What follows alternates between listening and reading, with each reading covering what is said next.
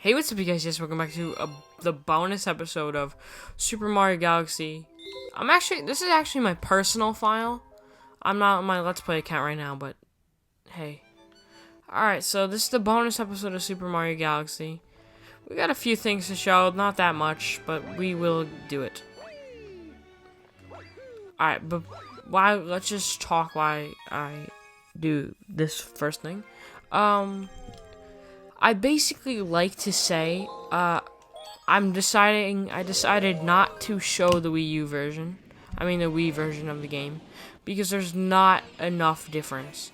Like, if I show a different version of the game, like for Yokai Watch, I showed the Switch version because that has better graphics. And I showed, for New Super Mario Bros. U, I showed the Wii U version because there's different modes and stuff.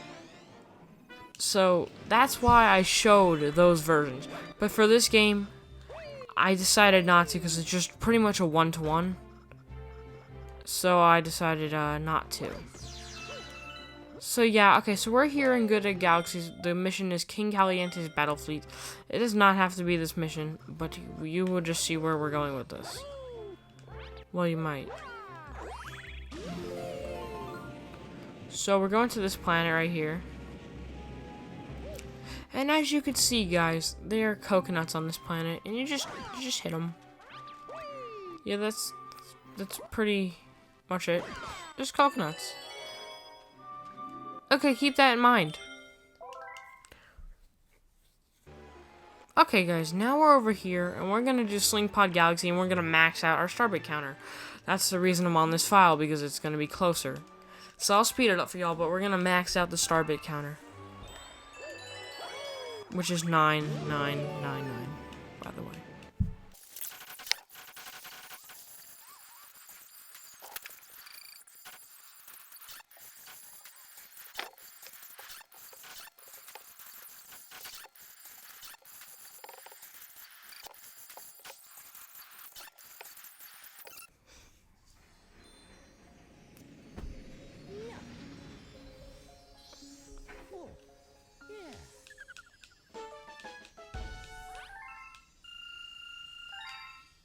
There we go, our starbit counter is maxed. Okay, so now that our starbit counter is maxed, and also thank God I timed it good enough, let's go to the terrace. And let's go to that level again. And let's go back to that planet. And when we get here, for some reason in the game, when you get 100%, they changed all the coconuts in this game to watermelons. It's just a texture thing, and it has no reason to be in the game, but it is. They act the exact same, and there's no reason for the difference. So every coconut in the game has been changed to a watermelon. There was no reason for that. I don't know. It's pretty cool though. And honestly, on to the next segment. Alright, we're back in the same file, but I reset it this time because we have 4 1-ups, and I'm finally going to show you what happens when you get a game over. So we're going to go to Honey Hive and just jump off 4 times. And you get to see what happens. So yeah, let's do it.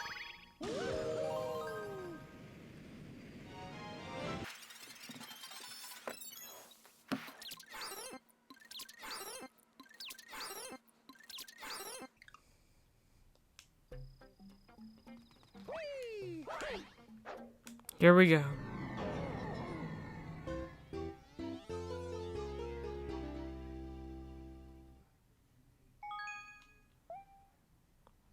And that's what happens. And it just takes you back to the title screen. Damn. Okay. Next segment. Okay, so we're on the 3D All-Stars menu. This is not really a Galaxy thing, but it's interesting to show. So if you go here, this is for all 3 games, by the way, but this one, we'll just show it off here. You hit this, and you can pick which language. So next time we click on the game, our file will be Dutch. It's pretty interesting that they have this in there. All the text changes to Dutch.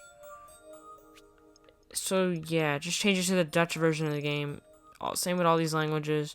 Let's do Japanese, but before we do that, the Galaxy soundtrack's in here, so you can listen to the whole soundtrack in here, all 80 songs, all 81 songs, and yeah. But okay, let's open it. Let's open Japanese Galaxy. And here we are. We're almost there. Super Mario Galaxy. So now the whole game is Japan, but our file's still there, though. As you can see, it's beautiful. All the text, even here. So yeah, that's it. Okay. Next sec. Wait, actually, no. Let me show you how to exit. Wow.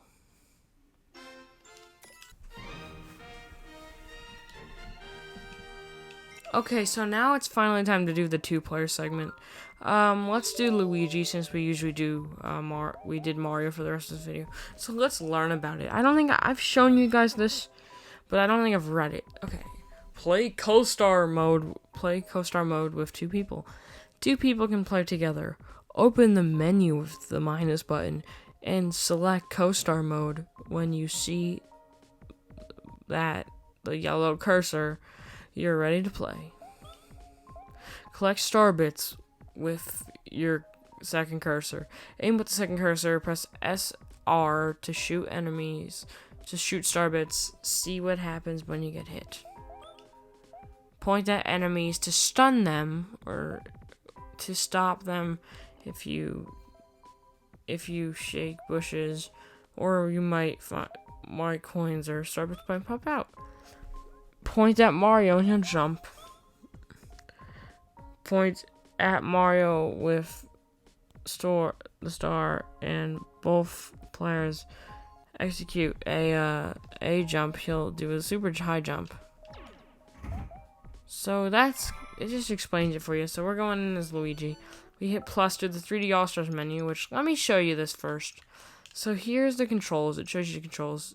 These are the actions you can do with the controls. So the move list, pretty much. Co-star mode. Options, so like the camera options and stuff. And co-star mode, so I put my Pro Controller. And I got some Joy-Cons with me, so let's do this. You're supposed to turn on. Okay. So hello, it's another pointer. So that's the super high jump. I'm gonna hit A at the same time. Look how high I fucking go. If I tap on him, he does this jump, and if I tap on him while he's in the air, he does a spin. Which is pretty cool. I can stun things in the background, and I can also shoot star bits. So yeah, it's pretty cool. It's kind of more of like a little brother mode. I like the that you can jump. That jump is OP as shit, especially as Luigi. I think we can even like get on here. Oh, sorry. Like, nah, okay, maybe not that OP. But let's do like Honey Hive again, the first level of it. You can't activate this, by the way. But okay. Also same controls as this pointer, pretty much. It's mainly useless. It's gonna be a little bit difficult for me to show, guys, because it's just me. But hey, if Sakurai can play himself in Smash Bros. With 2 controllers, I can do this. I don't even think I need my second Joy-Con, bro. I don't know why I have it. Let's do the first level. B. Luigi Takes Flight. So, let's just show you how this shit works. We're gonna do a little bit of this level, so you get an idea. Okay. So for starters, hello. So I can collect starbits. Like, let's turn the camera around. Wow, that's no shit. You can collect starbits. You fucking okay. I can also tap the bushes to shake them and stuff like that to get stuff. Once again, tap Luigi to jump, which seems more of like a trolling thing than a useful thing. But hey, that's just me.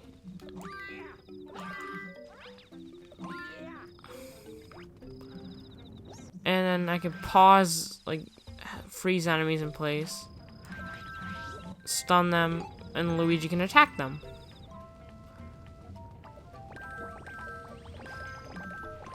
You, like, fuck with these things. So, it's simple. I mean, there's not much that you can't do without it, unless you want to do that super high jump. But that jump is kind of useless, not gonna lie. It really is. Like, I guess we can get up here without long jumping, maybe? Yeah. I mean, without, like, doing this fancy thing.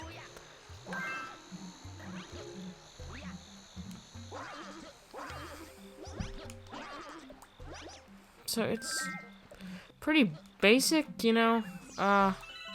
Collect star bits. Make the other player jump.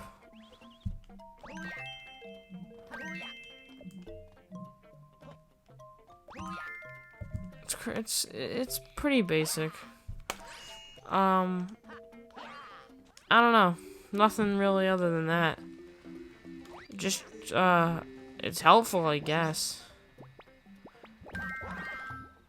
It also just spins around randomly.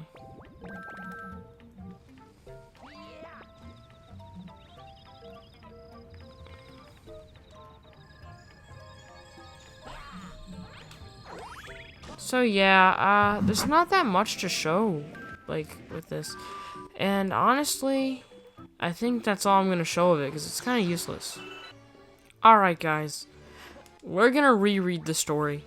The whole fucking thing right now, as Luigi. Yeah, I know this is gonna be annoying as hell. But here's the catch.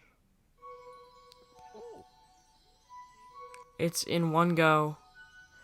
And I'm gonna voice over in post-production, so yeah.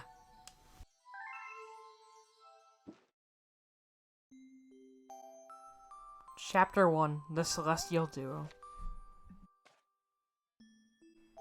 Our story begins a very, very long time ago with a young girl.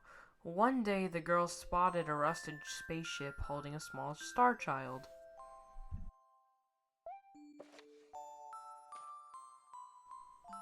"What's your name? Are you lost?" the girl asked the star child. "I'm Luma, and I'm waiting for Mama. She's coming for me on a comet," said the star child, who had been waiting day and night.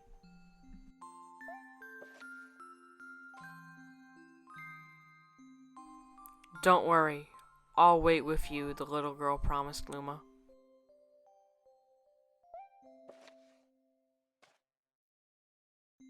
At nightfall, the little girl borrowed her father's telescope and peered into the sky.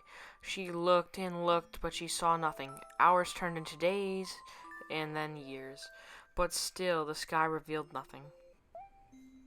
Finally, the little girl sighed and said to Luma, "If we stay here looking much longer, I'll be an old lady soon." But then she had an idea. "Why don't we go out there and find your mother ourselves?"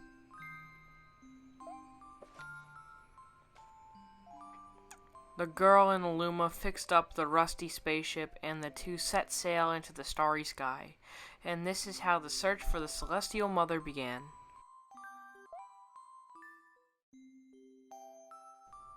Chapter 2, Starbits. Days passed with no sight of a comet, or even a single planet. Instead, asteroids extended as far as the eye could see. "If I had known it was going to take this long, I would have packed more jam," said the little girl above the rumble of her belly. Before they left, she packed all the essentials: telescope, butterfly net, stuffed bunny, bread, milk, jam, and apricot-flavored tea. But I forgot to bring water. At this, Luma burst into gales of laughter and the girl began to pout.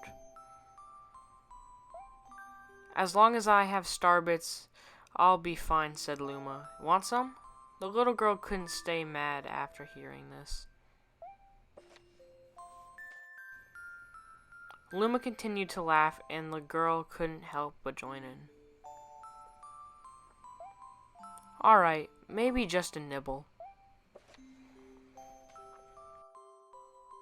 Leaning far out of the ship, the pair began to collect Starbits with the girl's net. They almost fell out a few times, but they kept on collecting. The Starbits tasted like honey. Chapter 3: The Comet. A beam of light pierced through the ship's window. Thinking it was the morning sun, the girl peered through the window, only to find a turquoise-blue comet shimmering at her. The little girl shook the sleeping Luma awake and shouted excitedly, "We have to get that comet!" The pair descended on the comet and found that it was made of ice. They looked high and low, but Luma's mother was nowhere to be found. Exhausted, the little girl sat down with a flop, utterly unable to take another step. "Look!" Peering down at the icy ground where Luma was pointing, the girl suddenly noticed a clutters of Starbits encased in the ice. "Pretty good, huh? Finding Starbits is my specialty," said Luma, beaming. "There's ice here, but it's so warm I bet you there's water here too." The two decided to stay on the comet for a while. Riding the turquoise comet, the pair continued their search for Luma's mother. Chapter 4: The Dream. One night, the girl dreamed about her own mother. "Where are you going?" she asked her mother, retreating back. Without turning, her mother replied, "Don't fret, dearest. I'm not going anywhere. I'm always watching over you, like the sun in the day and the moon in the night."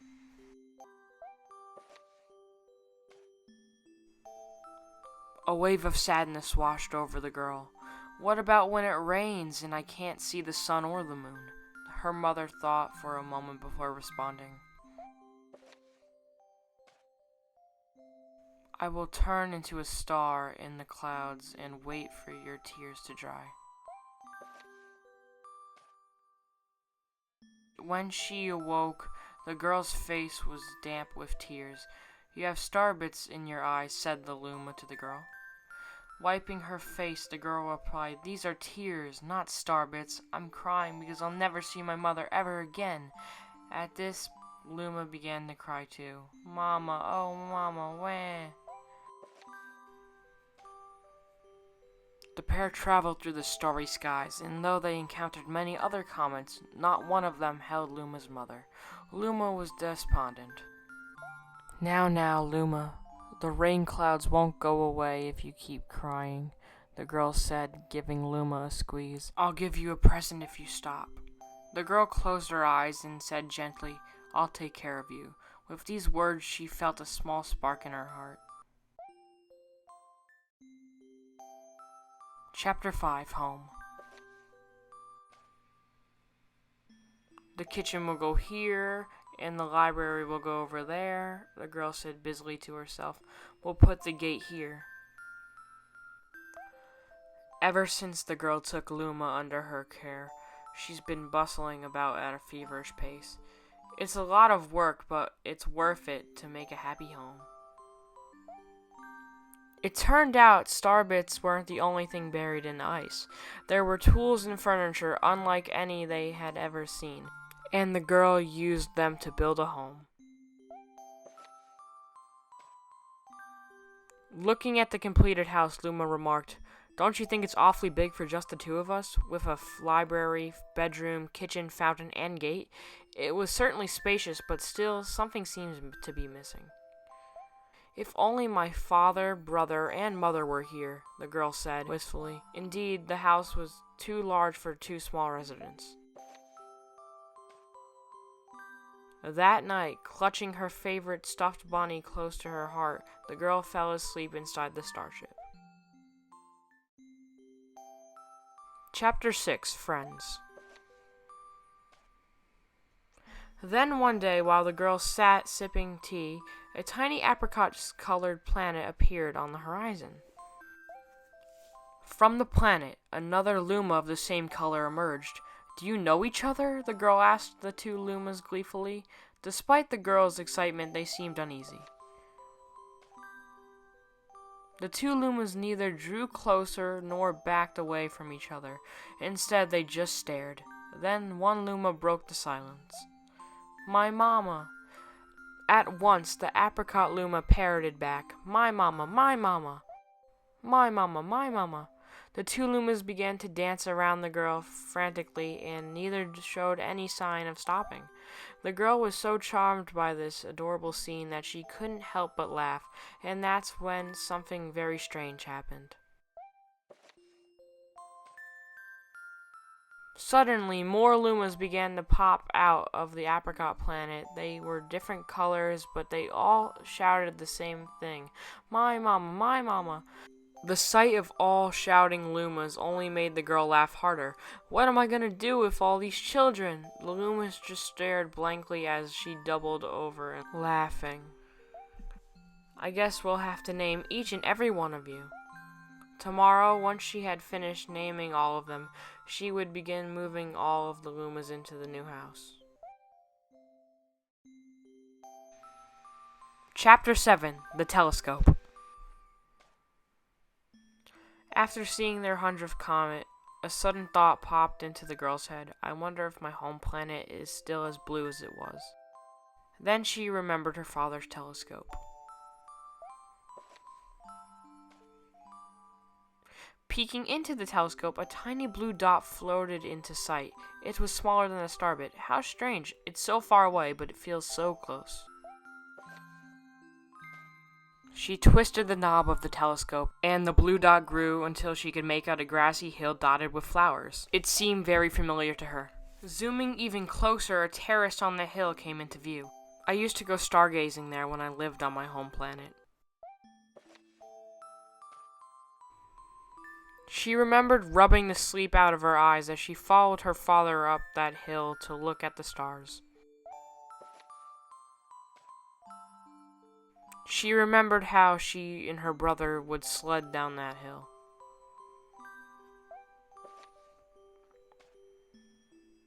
She remembered having picnics with her mother on that hill on bright and windy days. And "I want to go home. I want to go home right now." The girl burst into tears, and the Lumas didn't know what to do. "I want to go home. I want to go home back by my house by the hill. I want to see my mother." The girl was shouting now, and her face was wet with tears. "But I know she's not there. I knew all along she wasn't there in the sky, because...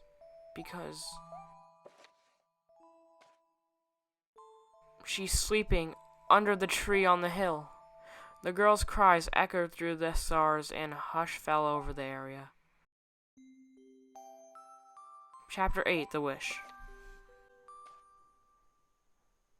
Though usually quite cheery, one day the girl became sad again. Luma drew close and tried to comfort her. "Mama, you still have me. And don't be sad about your mama, because she's a part of you. That means she's always close by.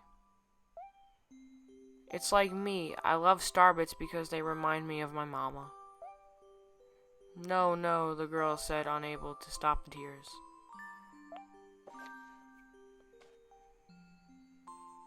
A lonely look flickered across Luma's face, but it was soon replaced by a wide grin. "I have an idea. I will transform into a comet, a soaring comet that can carry you all on this journey." With that, Luma, trailing bands of white, soared high into the sky and just as quickly started to plummet back down. Kabloom! Kablam! The ground shook, and a bright light poured out of the crater that the Luma had created. The band of light twisted together to form a comet tail, and then Luma emerged reborn as a comet. The girl could scarcely believe her eyes. But how? She kept asking. Our destiny as Lumas is to transform into different things, said a red Luma who suddenly appeared. Stars, comets, planets, we can become all of these things. When I grow up, I want to become a star that makes someone special smile, said a green Luma. A blue Luma chimed in. That Luma turned into a real cutie of a comet, didn't he? All the Lumas together said, "No more crying, Mama." "Thank you," said the girl in a whisper, and she pulled all the Lumas close and hugged them. From that day on, starbits no longer fell from the girl's eyes. The comet set forth for the girl's home planet, its long tail blazing proudly behind it.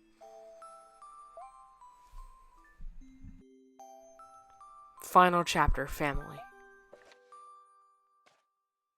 With its many Lumas and telescopes, the comet was quite a sight to behold. The girl and the Lumas were proud to call it home. At a welcoming party for a new Luma, the girl gathered everyone in the kitchen and said in a louder voice than usual, "All right, everyone, let's make a cake sprinkled with star bits, then it'll be a star cake." The Lumas excitedly began to gather the ingredients. As she watched the Lumas scurry about, the girl smiled and thought to herself, "This is my family now, and I will stay with them until they're ready to leave the nest, and when they do, I'll see 'em off with a smile, because that's what makes a mother happiest." That night, when the girl laid down to sleep, a soft light enveloped her and reminded her of the blue planet she once called home. But it would be nice to return home once every 100 years to nap in my favorite sleeping nook. The comet carrying the Lumas and the girl continues on its journey to this very day. With more family members in tow than can be counted, it's said that the comet visits the girl's home planet once every 100 years, its proud white tail glittering in the sky. The end. Okay guys, it's time for the final segment of the video, and there's not really one. I'm just gonna beat Bowser again and talk about my thoughts about the game during the credits, so I'll speed it up for y'all, and then I'll talk when the credits comes out.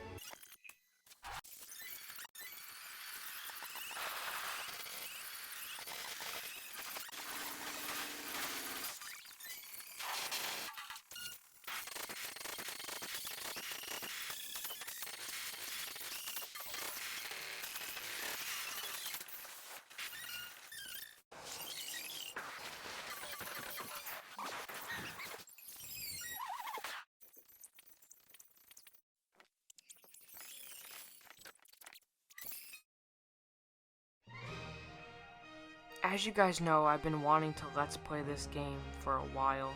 In fact, it was gonna be my first game to Let's Play on this channel.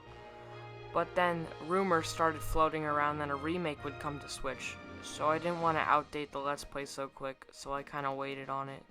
We didn't get a remake, but we got an enhanced port with 2 other games, so I'll take it. This game means a lot to me, and honestly, I would say it's my favorite game of all time. I have a lot of nostalgia for it. I remember being player 2 with my dad when I was younger, and when he was at work, I would play alone. I also really like this game because, well, to be honest, it's just a really good game. I would say 95% of the missions in this game are a complete joy to get. So fun that I decided to do it twice in this Let's Play, when I could have just skipped over it and showed you the bonus reward. I also really love Mario's physics in this game. The spin jump especially. And honestly, this Let's Play has made me appreciate Rosalina's story more than I ever have. I don't know what else to ramble on about this game, but it's really good. And if you have not played it, play it somehow. But anyways, let's talk about the production side of this Let's Play. Since this was the 5th Let's Play, I wanted to make it special. So I decided to make every episode daily. And I recorded this Let's Play back-to-back with Yokai Watch. And it was fun, but honestly I can't wait to take a break. Even though it's just gameplay videos, you would be surprised how much effort goes into these. So I basically record at least 2 episodes a day, at most like 4. Then I have to edit them, and then I have to upload the one from the previous day and make a title and thumbnail. Another fun fact about this Let's Play is that I'm finishing this Let's Play before any episode has aired. Which is fucking crazy, to be honest. Alright, let me sum up my feelings about this game. So basically, this game is really fun, and honestly, I recommend it to anyone. Sadly, you can't buy the Switch version anymore, but if you have a Wii U, go on the eShop. It's $20 to download. And same with the sequel, which I hope to Let's Play one day. But that's off topic. Anyway, guys, thank you for watching Let's Play Super Mario Galaxy. I'll see you in the next one. Bye.